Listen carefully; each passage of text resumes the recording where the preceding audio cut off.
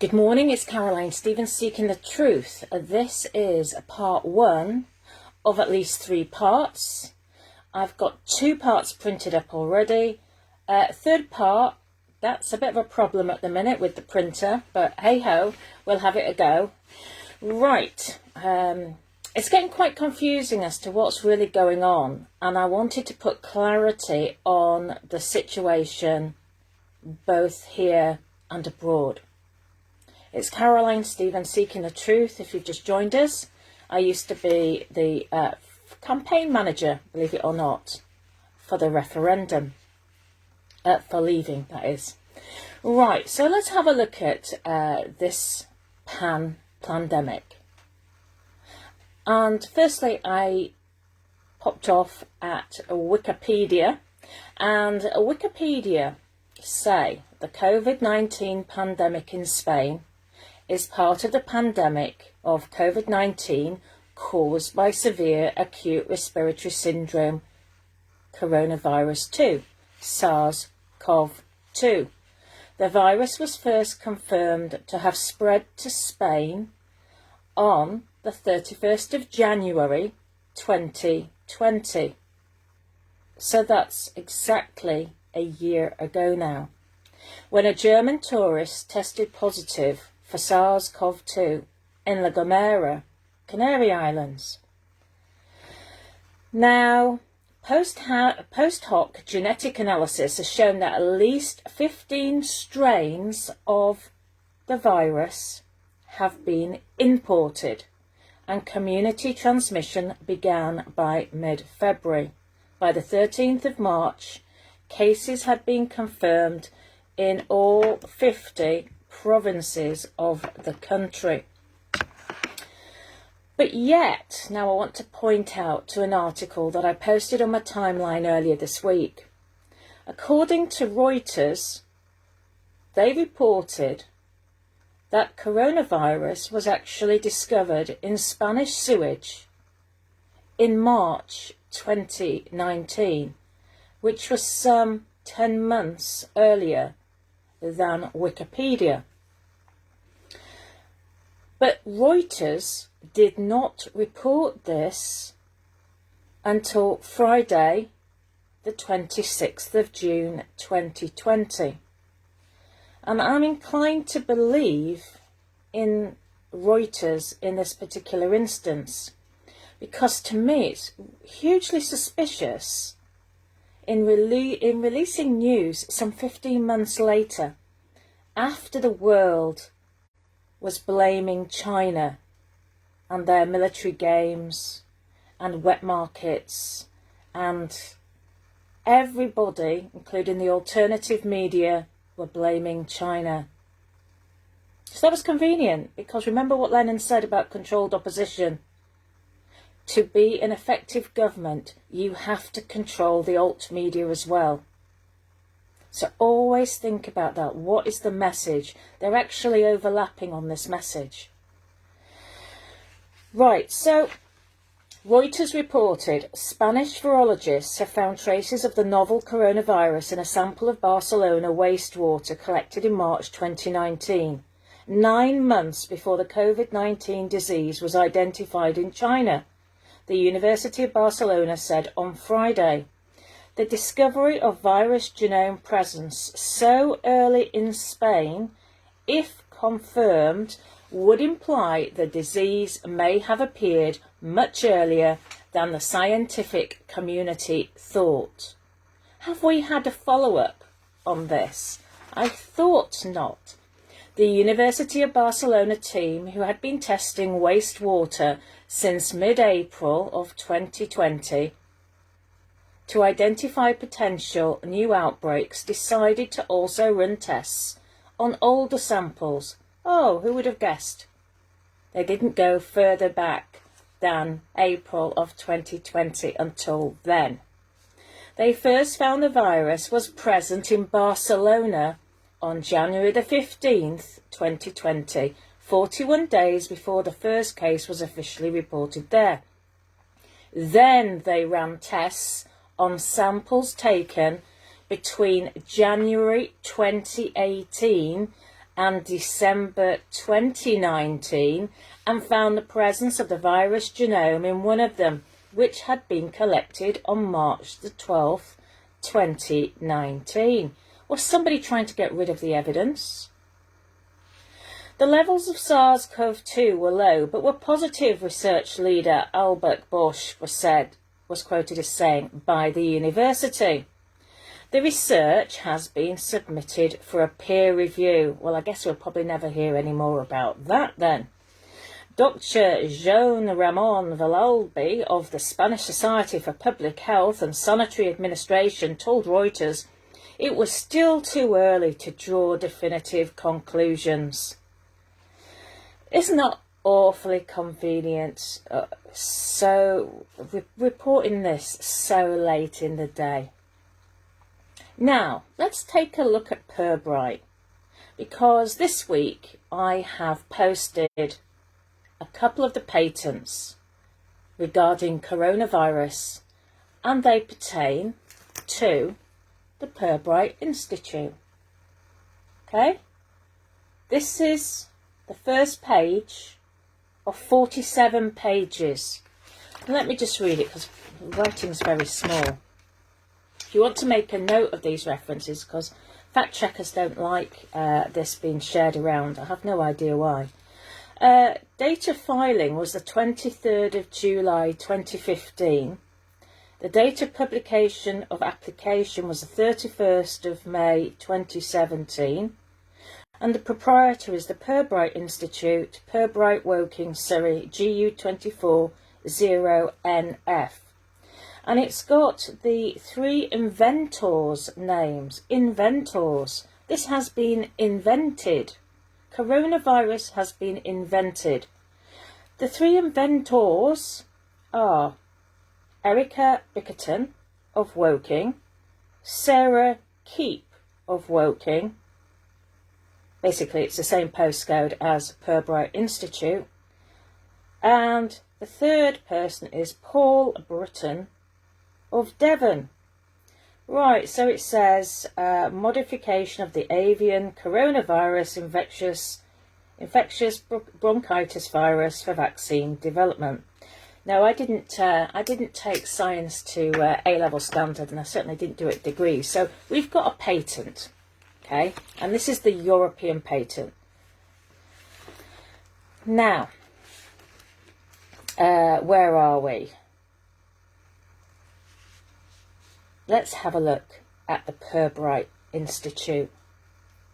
According to Wikipedia, well, we know we can't always trust them, but hey-ho.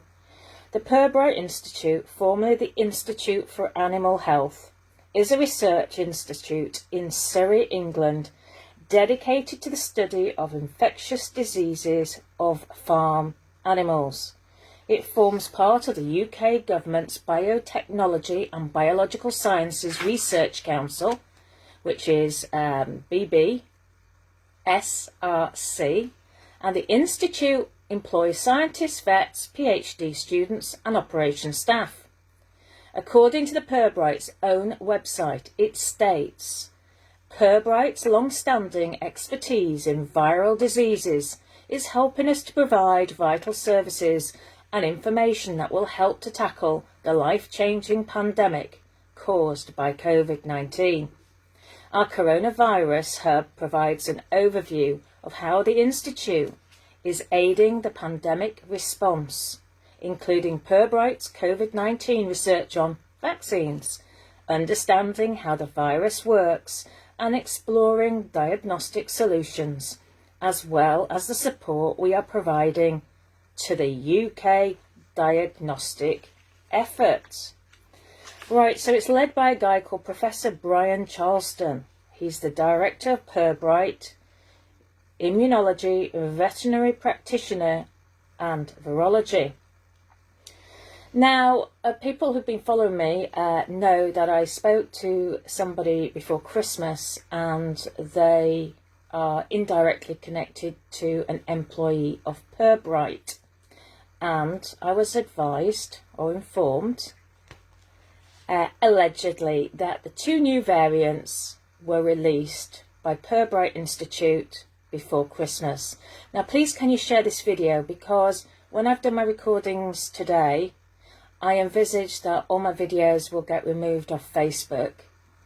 So if you send it through personal messengers, there's a greater chance of this video being kept. And of course, even when we get it uploaded to BitChute, it's going to take a few hours to do that, in which case they could always take the videos down. So we're looking at Professor Brian Charleston, Director of Pirbright. So if they released 2 new variants before Christmas, right? On their website it says Pirbright is to take a lead role in a new national research project to study the effects of emerging mutations. That's convenient, isn't it? How would you study them if you perhaps hadn't released them yourself? Now I'm going to have to use my glasses here because this is in blueprint. The G2P-UK National Virology Consortium, with £2.5 million of funding from the UK Research and Innovation, will study how mutations in the virus affect key outcomes such as how transmissible it is, the severity of COVID-19 it causes, and the effectiveness of vaccines and treatments.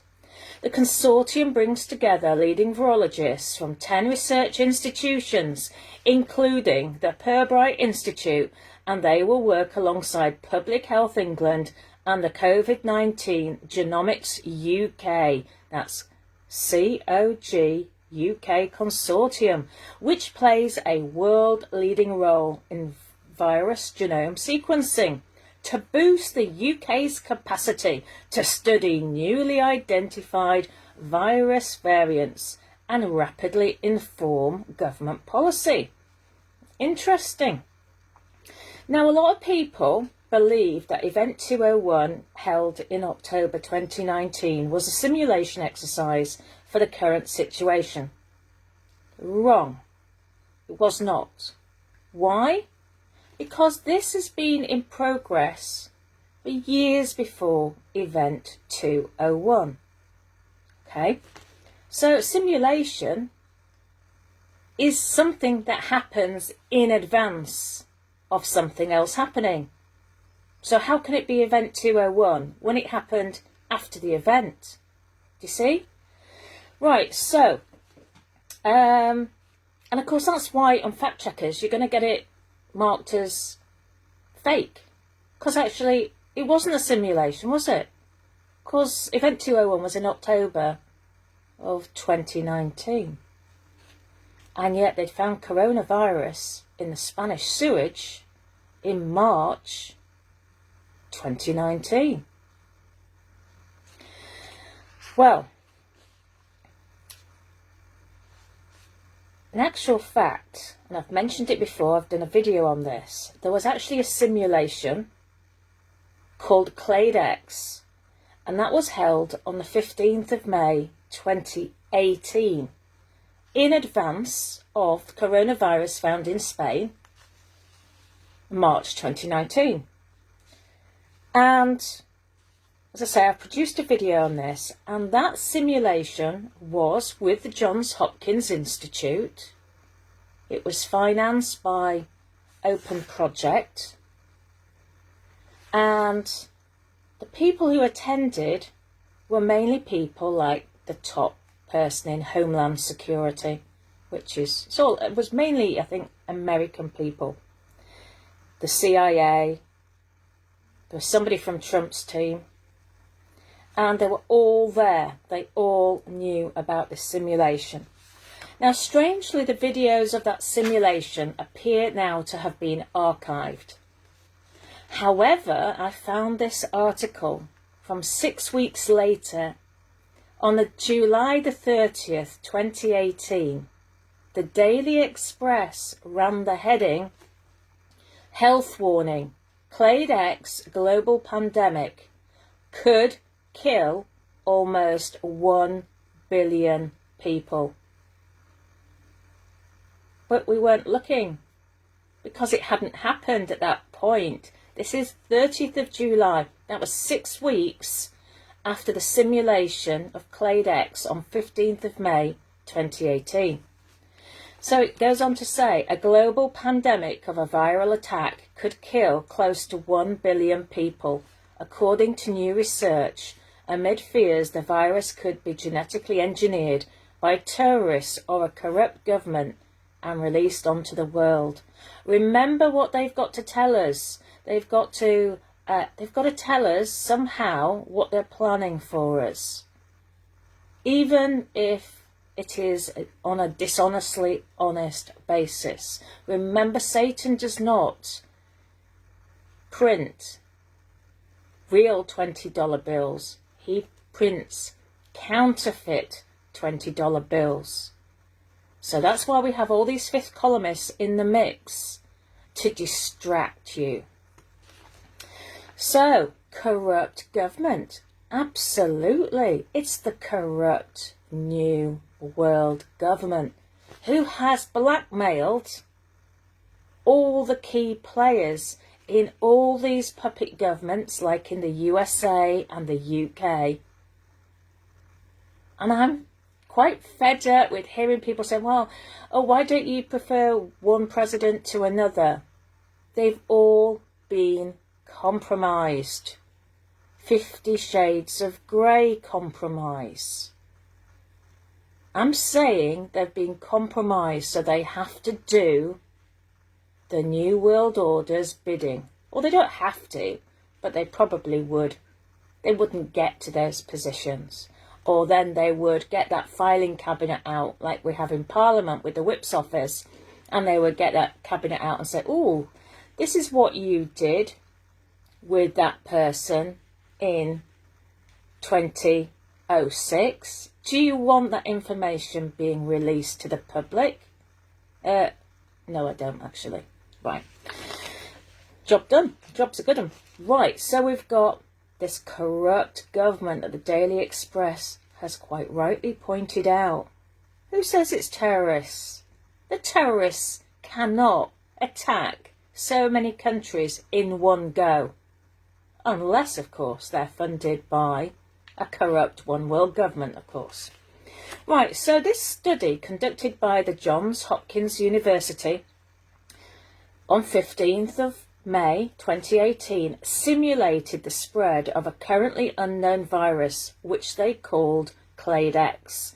In their simulation, the pathogen was similar to SARS and shows just how difficult an outbreak could be to control. The virus gave the infected a fever, cough, and confusion. It later mutated in patients and caused encephalitis, swelling in the brain, which left individuals in a fatal coma. Now, after 20 months, the virus, which was difficult to cure, had killed more than 150 million people, and there was no sign of a vaccine being created. If efforts to create a vaccine continued to fail, Dr. Eric Toner, a senior scholar at the Johns Hopkins Center for Global Health Security and the designer of the Clade X simulation, said 900 million, or nearly 10% of people on the planet, could be killed.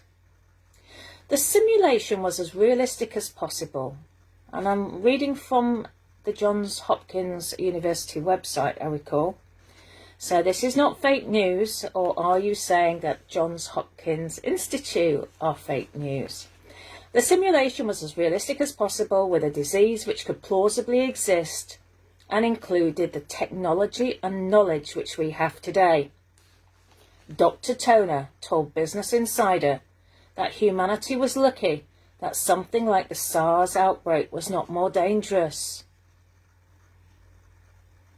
Listen to what they're saying to us.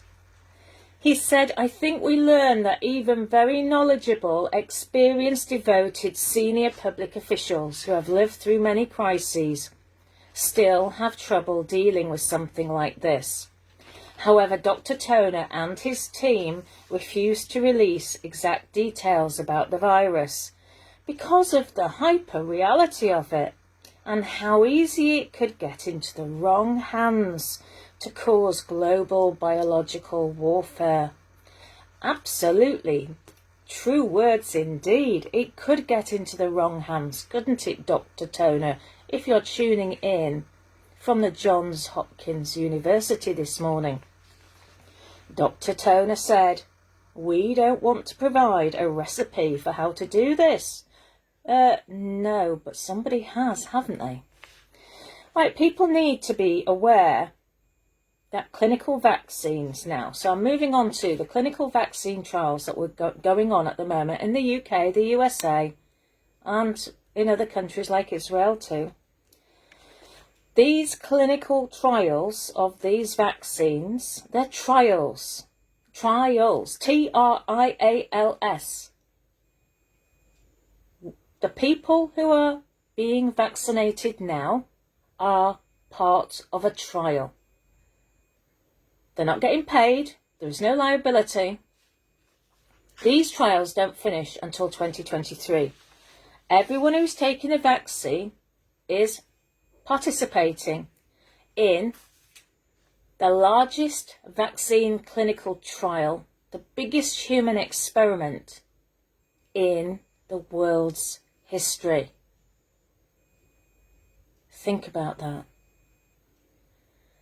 Right, so these aren't going to finish until 2023. The Pfizer jab won't be complete until January the 27th, 2023.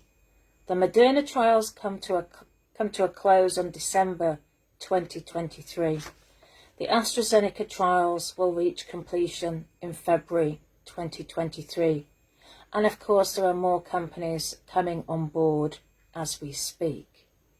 So my guess is that they will be doing the wash-up of the vaccines towards the end of these trials.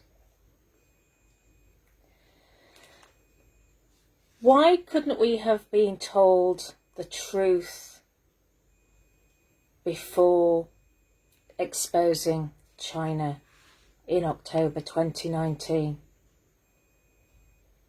Because you see, councils up and down the country have been preparing makeshift mortuaries. They've been preparing for their staff to work from home, with memos going out around August of 2019, which was a few months after coronavirus was actually found in Spain in March 2019. But of course it needs to be peer reviewed in case fact checkers come along. And how they're getting on with that peer review, I guess they probably will produce it in about 4 years' time, if ever at all. Or maybe it will be locked up like the Diana Papers for 100 years. Okay, so what else do we know? The EU is talking about AstraZeneca, and there's these drug wars, literally drug wars going on at the minute, making us feel as if we need to have these drugs and there's a shortage of supply. Well, I'm actually going to, in part 2, explain why in the UK we actually do have a genuine shortage of supply, and that information hasn't been released at all. So if you can bear with me, this is the end of part 1. I've just been trying to give a different perspective on the events, which don't match the mainstream media. They don't match the alternative media, neither. I was speaking to a guy a few days ago who writes books, and he was telling me it was all China was to blame.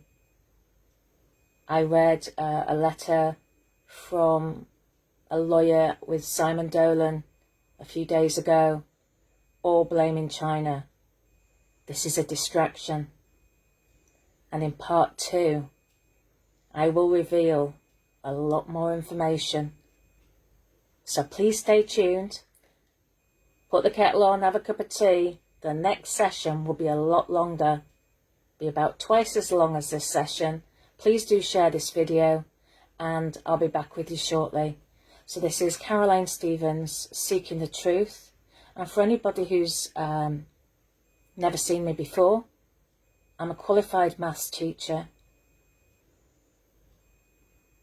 I've got qualifications in insurance, with statistics being my #1 subject. And statistics is the name of the game at the minute. Okay, please share. I'll see you back here probably in the next 10 minutes, so keep tuned. Goodbye for now. It's Caroline Stevens, Seeking the Truth, and I've got a website, carolinestevens.net.